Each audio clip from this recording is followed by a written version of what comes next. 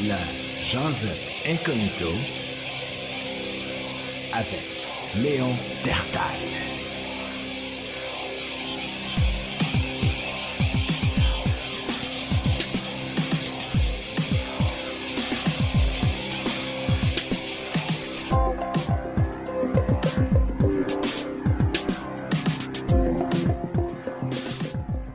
Bonjour, Léon Dertal pour la Jasette Incognito. Comment ça va? Hein? Cette question-là que le monde pose. Qui 99,9% est posée par des gens qui préféreraient entendre une seule réponse, celle qui est la plus courante d'ailleurs. Ah, ça va, là. Quelque chose dans ce style-là. Peut-être pas avec ce ton niaiseux-là, mais on s'entend que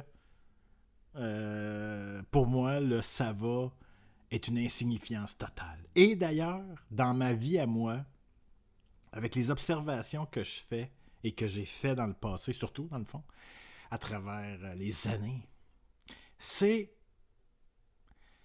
ne pose plus cette question-là. Je ne pose plus la question ça va. J'ai l'impression que les gens, s'ils ont quelque chose à compter, puis qu'ils ont le goût, s'ils ont le goût que tu l'entendes, ils vont te le compter, sans que tu poses la question. Puis si ça va pas, et que tu es une personne de confiance, ils vont venir t'en parler. Et c'est eux qui vont décider de venir vers toi. Le ça va, pour moi, plus souvent qu'autrement, je trouve, cause un malaise, mais on s'en aperçoit juste plus. Pourquoi? Parce que je donne un exemple. Situation fictive, ça va pas bien dans ta vie pour une raison X. Tu t'es pogné avec ta blonde la veille, et là, tu rentres le lundi matin, et là, ton chef d'équipe, très gentil, souvent, c'est pas par méchanceté, va te dire « ça va ». Et là, tu vas répondre « oui ». Et tu sais très bien que tu lui mens à pleine face, mais c'est quand même de sauver beaucoup de temps, on s'entend, là, tu sais. Donc, on va répondre oui quand dans le fond, tu aurais juste le goût d'y broyer d'un bras. Donc, pour moi, ça, en communication, le ça va, je ne la pose plus. Si on me la pose, j'ai pas mal toujours la même structure de réponse. Moi, je mens. Il n'y a pas de problème. Moi, je suis capable de mentir là-dessus. C'est pas deux affaires si tu vas pas bien. De toute façon, on sait très bien que dans le ça va, comme je disais tantôt, il y a une seule réponse satisfaisante, c'est oui, d'une façon X, avec n'importe quel ton, mais de dire oui, ça va. C'est...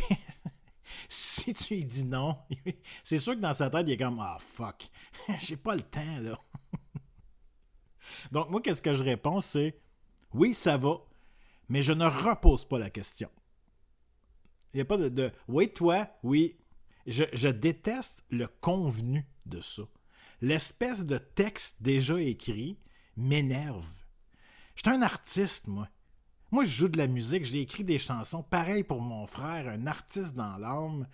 Je trouve que les gens qui sont artistes, justement, c'est eux qui vont se rendre compte de ce genre de choses-là.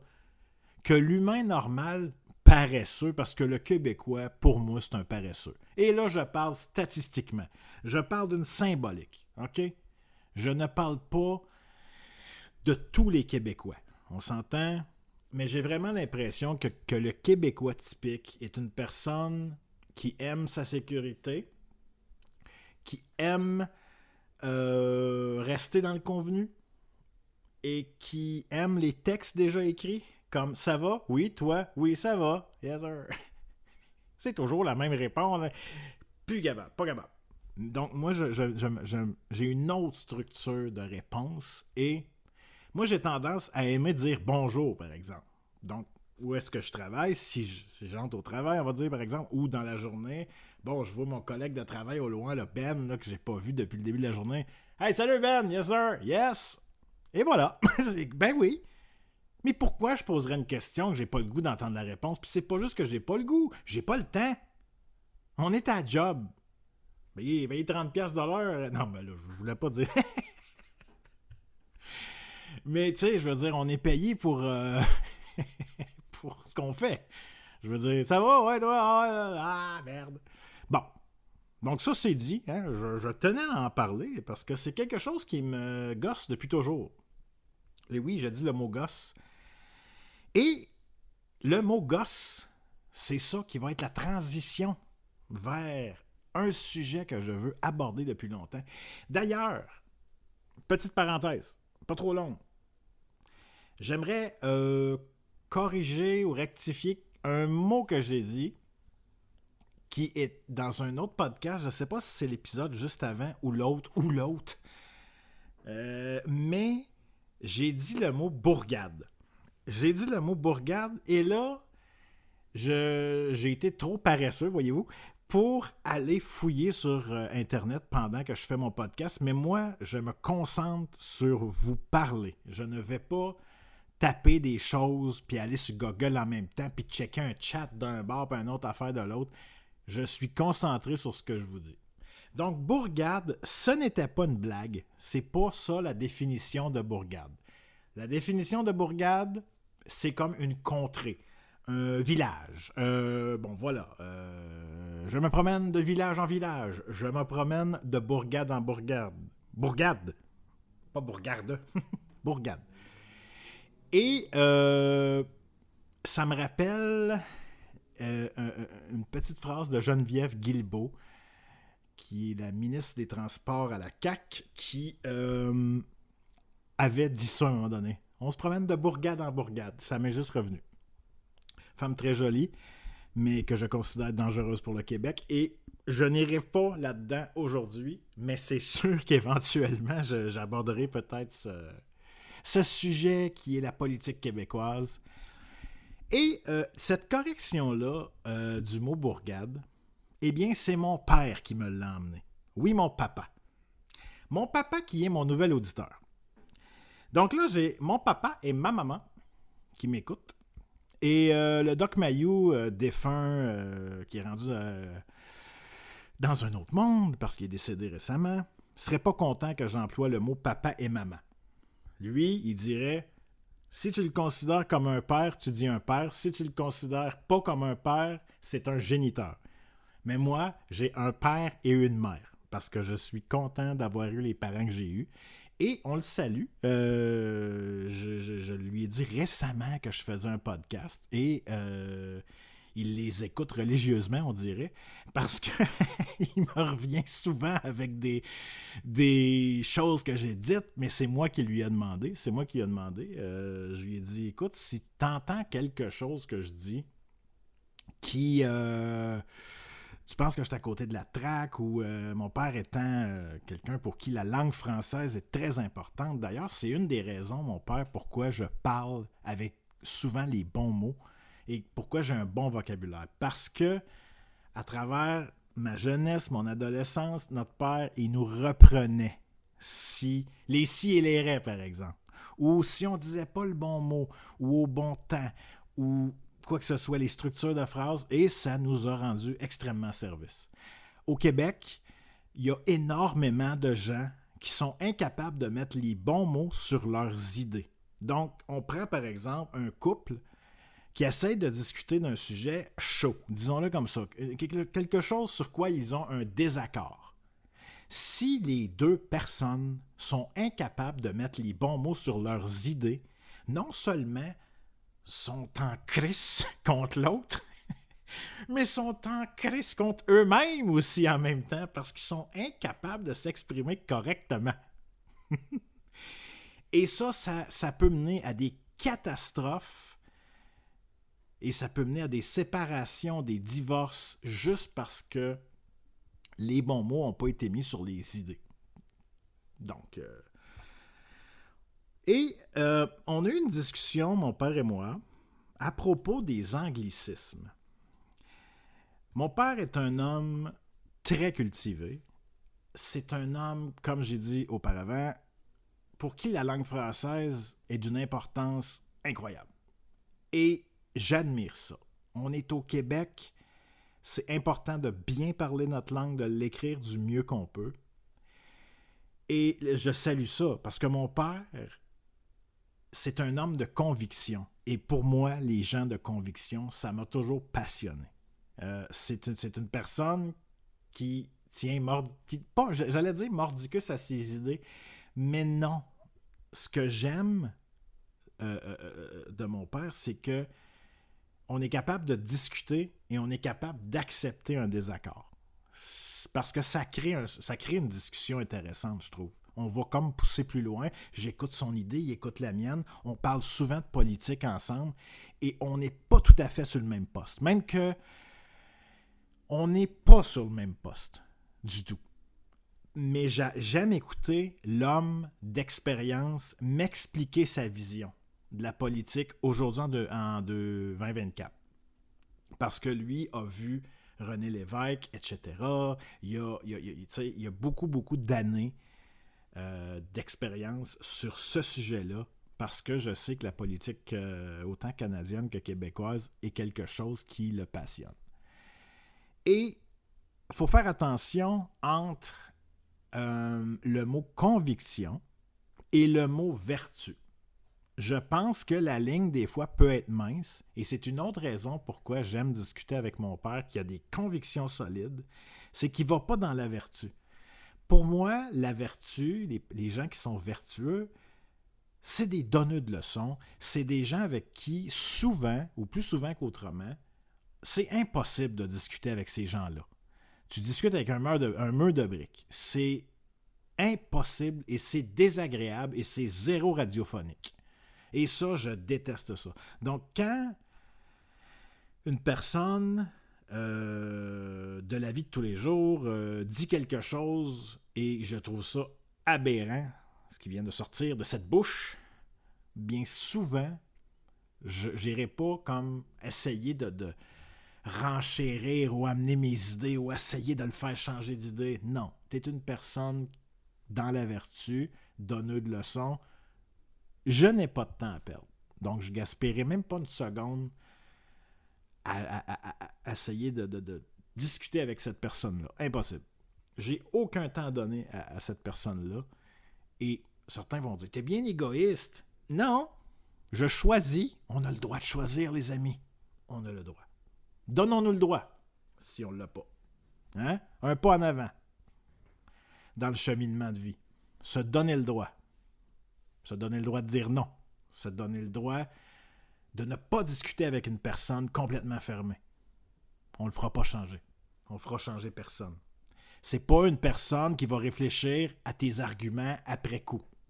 Perdez pas de temps. Allez jouer une game d'échecs à la place. Et j'ai dit game d'échecs. Ce qui m'apporte, c'est comme je disais, je l'ai dit, le sujet, un sujet qui me fascine au Québec et qui en même temps me chicote, disons-le comme ça, c'est l'espèce de répugnance envers les anglicismes. Et voyez-vous, il y a quelque chose là-dedans qui, pour moi, Québécois de souche, je suis né ici, je suis un Québécois. Mes parents sont Québécois. Donc, on dirait que il y a une peur au Québec de perdre la langue française. Si on avance le compteur dans 100 ans, c'est une peur qui est générationnelle. Et c'est une peur qui, à un moment donné, à travers les générations, s'est assoupie. Il faut voir les choses en face. Il y a un côté générationnel au Québec dans beaucoup de choses. C'est-à-dire que de génération en génération, on n'a plus les mêmes convictions sur les mêmes choses, etc. Moi, quand j'étais jeune, bien sûr, comme beaucoup de gens de ma génération, donc disons qu'en 90, j'ai 10 ans, donc on a Musique Plus, et là, à Musique Plus, bien sûr, il y a le CRTC. Donc là, qu'est-ce que j'ai à Musique Plus?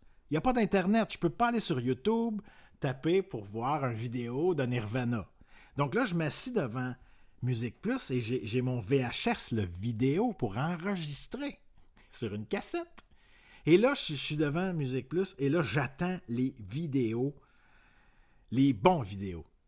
Et j'ai bien peur. Gardez vos tomates, parce que j'ai bien peur d'en manger une coupe. Heureusement que je suis incognito. Je ne tapais pas des clips québécois. Non. Non, non, non, non. Oh non. Non. Donc, tu sais, sur mes cassettes VHS, c'était du Metallica, du Def Leppard, du Guns N' Roses. Écoute, il y avait même des groupes que je ne connaissais pas. Tiens, je vais enregistrer ça, on va le réécouter plus tard, etc. Et c'est comme ça que je me faisais une collection de vidéos qui était bondée de groupes anglais et américains. Et je dis anglais et américains dans le sens qu'il y a les Britanniques et les Américains qui sont souvent deux couleurs différentes dans la musique. Et pourquoi je parle de ça? C'est qu'on a eu une discussion récemment, justement, moi et mon père et moi là-dessus. Et comme il écoute mes podcasts et il me reprend sur certaines choses que je dis, à un moment donné, il arrive sur le mot podcast. Au Québec, podcast a été adopté par tous les podcasteurs indépendants. Et je pense que ça va être, disons, les podcasteurs de 45 ans et moins indépendants. Parce qu'au-delà de ça, c'est souvent des gens qui vont appeler ça un balado. Et là, mon père, il me dit, si tu veux vraiment, il dit, je te trouve bon, t'es radiophonique, t'as un bon flow, disons-le comme ça. Et il me dit, mais si vraiment tu veux être sa coche, au lieu de dire podcast, dis balado. Et tout en le remerciant de me le dire, parce que je suis content qu'il me le sorte. Je suis content parce que là, il y a un clash. Là, on a un clash. Tous les podcasts que j'écoute, 100% des podcasts que j'écoute appellent ça un podcast. Et qu'est-ce que j'ai répondu à mon père? Je lui ai juste dit, tu sais, pour moi, un balado, symboliquement, moi, l'image qui me vient en tête, c'est une personne en robe de chambre sur le plateau Mont-Royal, dans son condo de 1 400 000, qui s'est dit, moi, je fais un balado avec la petite coupe de vin, là, ou même de champagne. Alors voilà, et ça parle un petit peu comme ça, là. Hein? Ça, puis les podcasts sur Internet, les balados de Radio Cannes ou d'autres. Il y a d'autres postes, il y a des radios qui en font. Ils appellent ça des balados. Pourquoi? Parce qu'ils ont le CRTC dans le cul. Voilà pourquoi ils appellent ça un balado. Parce que toute cette gang-là de vendus sont peut-être bien riches, mais ne sont pas tout à fait eux-mêmes. Ils ont une ligne directrice à suivre, et s'ils sortent de ça, ben ils vont le perdre, leur podcast. Parce que ces gens-là sont payés en partant pour faire leur podcast, ils signent des contrats. Donc, pour moi, l'image d'un balado, c'est ces gens-là. Et mon podcast restera toujours un podcast. Et il y a certains mots comme ça. Tu sais, tantôt, j'ai dit une game d'échecs. C'est le fun de dire une game d'échecs. C'est le fun de dire un band de musique. C'est le fun de dire... Il y en a plein. Ça nous vient tout seul. Hein? C'est quelque chose... On est habitué à ça. Mais il y a quelque chose là-dedans que je trouve qu'il y a comme deux groupes de gens qui utilisent les anglicismes. Anglicisme. C'est deux types de gens vraiment différents. Tu as le premier groupe, on va dire des Québécois typiques, qui, comme je disais tantôt, c'est le groupe de gens qui ont de la misère à s'exprimer avec les bons mots. Donc, eux vont ponctuer leurs phrases avec des anglicismes parce qu'ils ne savent pas le vrai mot français à dire. Ils ne veulent pas se forcer non plus. Je l'ai bien dit tantôt. On est dans le groupe de paresseux. Des gens qui, à travers leur vie, se sont jamais vraiment, en tout cas, vraiment forcés. On va me pitcher des tomates. Hey, moi aussi, qui juge le monde. J'ai pas dit non. Je parle juste de groupes dans notre société qui existent. Ça existe. On peut-tu quand même voir une certaine réalité? Je pense que ce groupe-là existe. Et c'est le groupe qui va, comme je disais, sortir même qu'ils vont souvent sacrer pour ponctuer, sont incapables de trouver les mots. Fait qu'ils vont dire des crises, puis des tabarnak, puis des mots en anglais, puis bon. Et il y a l'autre groupe. Je pense que je fais partie de l'autre groupe. Ce sont des gens qui sont parfaits bilingues. C'est-à-dire que ils vont dire le mot, un anglicisme, mais ils savent très bien la traduction française. Ils savent très bien que podcast, c'est balado. Puis band, c'est groupe. Puis un truck, c'est un camion. J'aimerais ça envoyer un message aux gens qui sont probablement décédés. Mais il y a encore des nouveaux mots qu'on sort.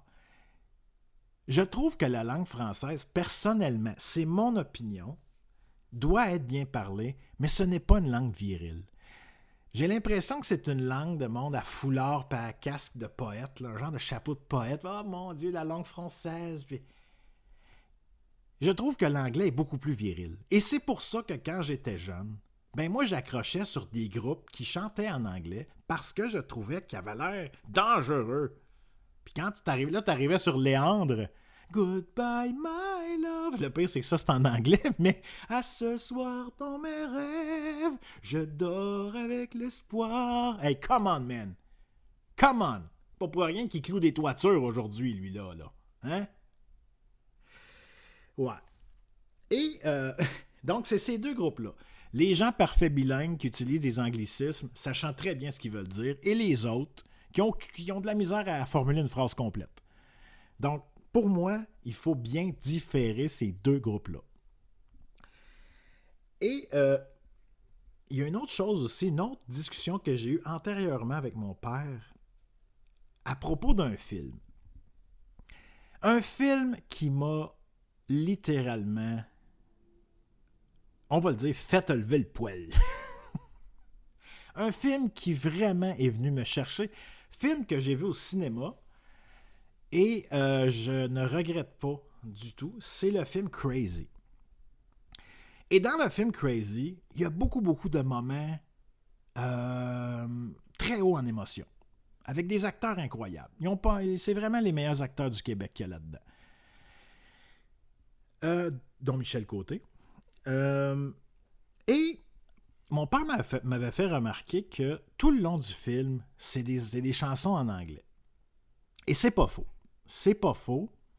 Et à l'époque, je me rappelle qu'il était outré de ça.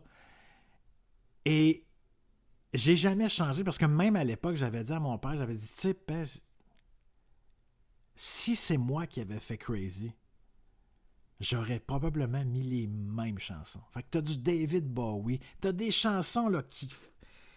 Moi qui est un amateur de musique en anglais, la trame sonore de ce film-là m'a chamboulé aussi. Il y a vraiment de la bonne musique là-dedans. Et c'est vraiment des chansons qui, pour moi, vont avec le film.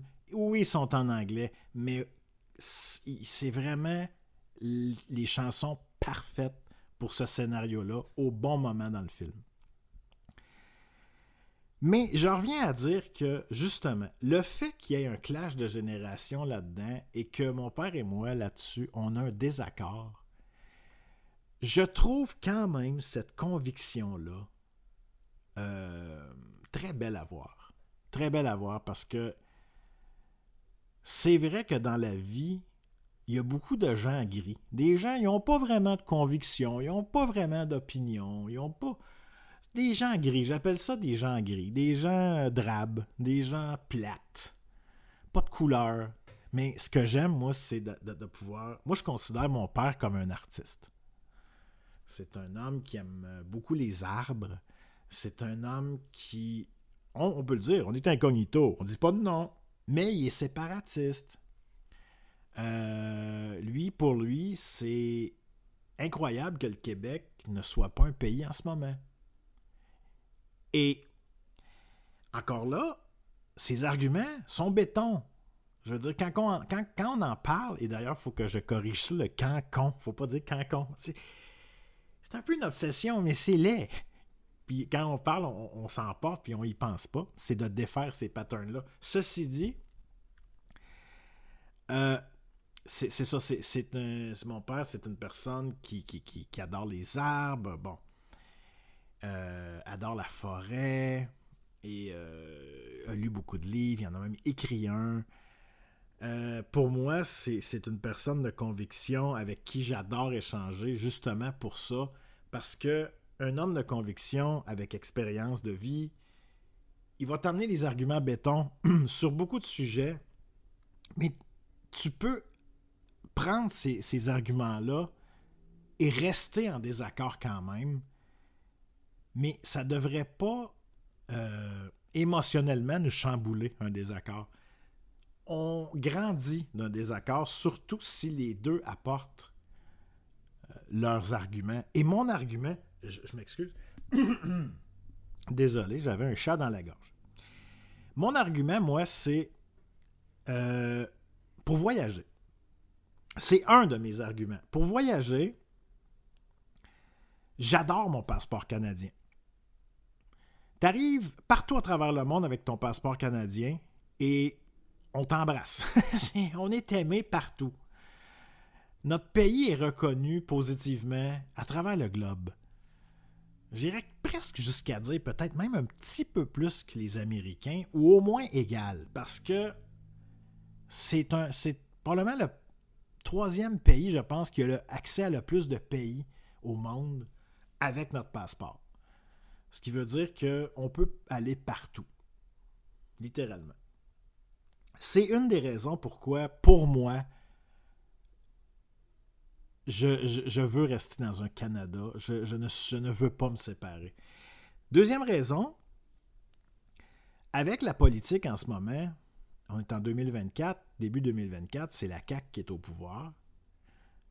Ce parti-là, je le déteste tellement, mais tellement, que s'il y a une chose en ce moment que les séparatistes doivent comprendre, c'est à quel point la CAQ nuit à une certaine séparation à venir du Québec. Pourquoi? Parce que je veux pas qu'un jour, par exemple, le PQ prenne le pouvoir.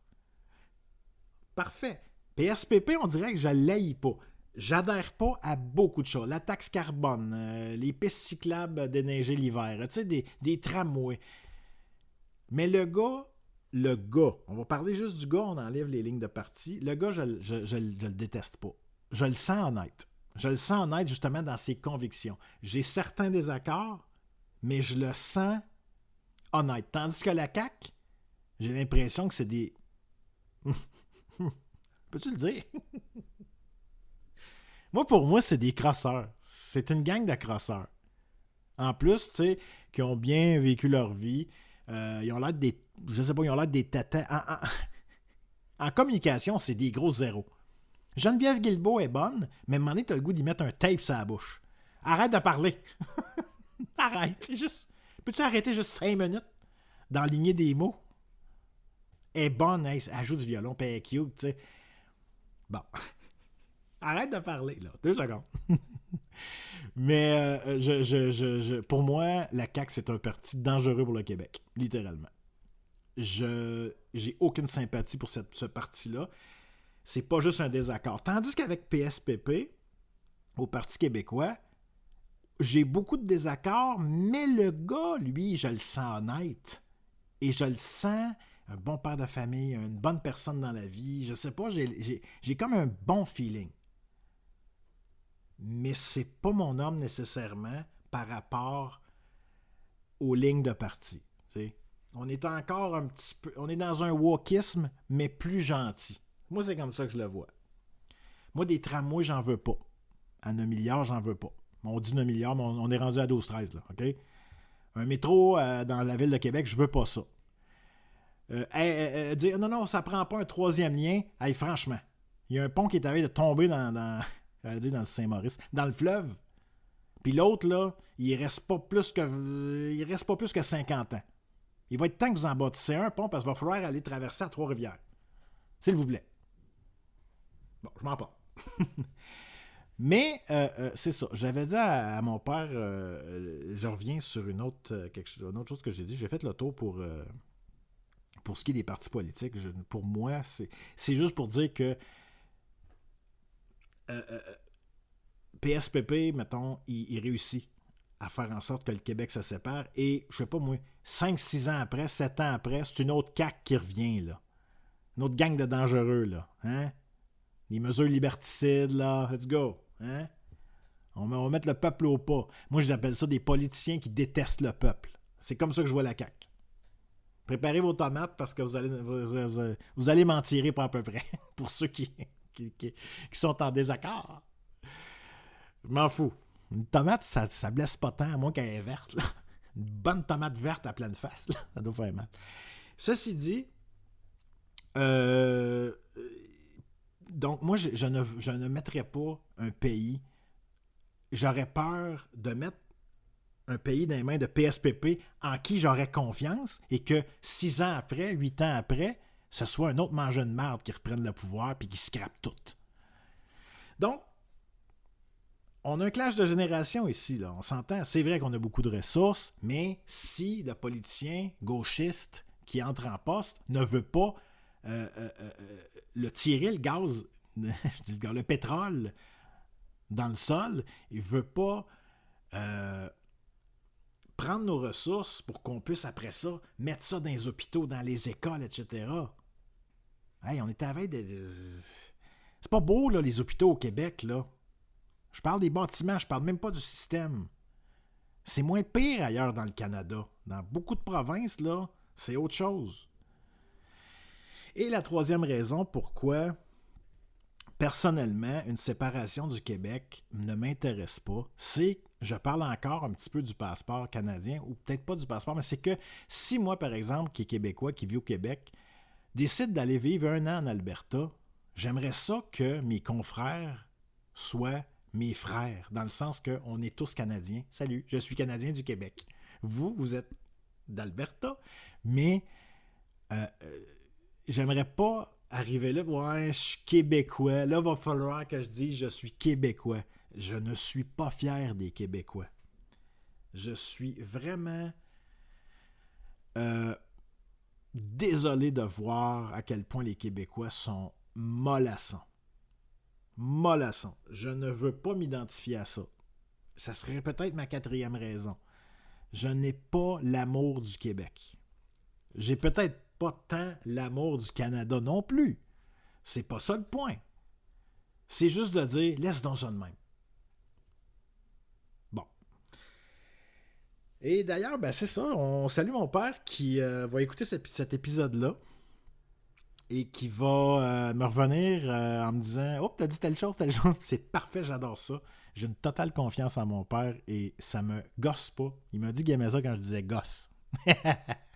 Ça me gosse pas du tout. Ça me gosse pas du tout. Moi, je vois ça comme une personne qui m'aide à m'améliorer. Et je sais qu'il n'y aura aucun problème à ce que je sois en désaccord par rapport à certaines choses, comme par exemple le mot balado. Ça n'arrivera pas. Je n'utiliserai jamais ce mot à part dans ce podcast-ci. Je fais du podcasting, les amis. Donc, c'est vraiment, pour moi, ma conviction. D'ailleurs, j'irai juste un petit peu plus loin. En finissant.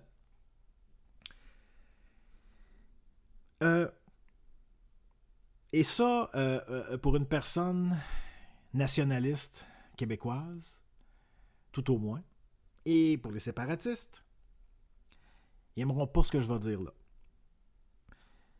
Je me fous complètement qu'un jour au Québec, on parle juste anglais. Rien à foutre. Ça, c'est moi. Si une personne en avant de moi est en désaccord et me dit « Mais voyons, il faut préserver notre langue française et blablabla. » Mais parfait. Ce sont tes convictions. Les miennes sont tout autres. Et j'adore la langue anglaise. J'adore la pratiquer. Moi, je suis le genre de gars, si j'arrive à une place et la personne à la caisse ne parle pas français et oui, on est au Québec, ben je vais y parler anglais. Point barre. Ça va m'avoir donné la chance de pratiquer. Parce que j'ai l'impression que nos gouvernements au Québec ne veulent pas qu'on quitte le Québec. Je suis pas certain que PSPP veut tant qu'on apprenne bien l'anglais et que les Québécois soient bilingues à grandeur. Parce qu'un bilingue, c'est une chance de plus d'en perdre un Québécois qui ne paiera plus d'impôts. Il va s'en aller en Alberta, puis il va vous dire que j'y pense en maudit des bouts. Je ne l'ai jamais fait. À date, c'est sûr qu'on a des raisons de rester, on a de l'attachement, on a des personnes autour de nous, on ne peut pas quitter comme ça. Des fois, c'est compliqué, mais si le timing venait, moi, je suis le genre de personne à pacter mon char, bye-bye.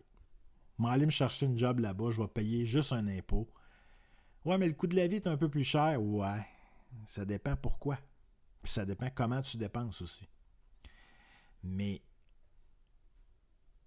tout le monde que je connais, et j'en connais pas mal, qui sont partis là-bas, pour la plupart, ils reviennent de temps en temps, mais leur demeure est là-bas, il n'est plus question qu'ils reviennent ici. Donc,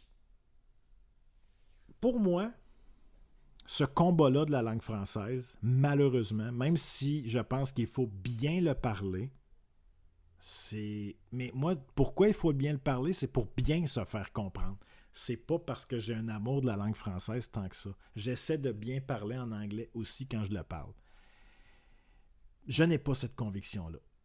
Et malgré ça, j'admire, par exemple, mon père, qui pour lui, c'est d'une importance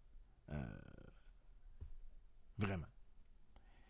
Et je comprends ça. Je comprends cette conviction-là et je l'embrasse même si, pour moi, c'est pas quelque chose qui m'importe. Donc, si je vais dans le monde, je n'irai pas juste dans les pays où ça parle français non plus. Je vais même avoir tendance à aller où est-ce que je suis sûr de ne pas rencontrer de Québécois. S'il vous plaît. Je peux-tu juste prendre un break de ce maudit monde ici des fois, là? Ah! Faut que je vous raconte quelque chose. En parlant de il y a beaucoup d'idiots dans notre société, c'est pas pour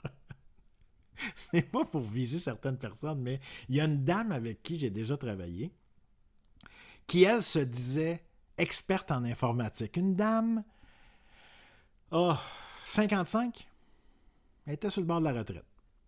Et elle m'a dit, moi, je suis... Puis on est dans les débuts là, du gravage de CD, puis moi, je venais d'avoir un graveur. Elle avait quand même une expérience que j'avais pas, et je voulais me faire des CD. Donc là, je vais la voir, je dis, c'est quoi le meilleur programme pour graver des CD? J'ai essayé avec Nero, ça marche pas, je me rappelle pas pourquoi. Nero, qui est le programme le plus populaire pour graver des CD, des DVD, même si on n'en grave plus aujourd'hui.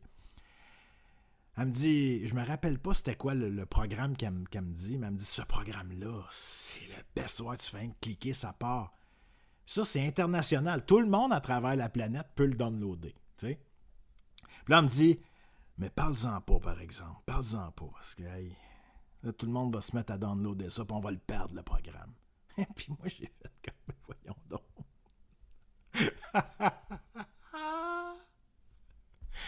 Ah! Je dirais pas tous les mots qui me sont venus à la tête, je m'en rappelle encore.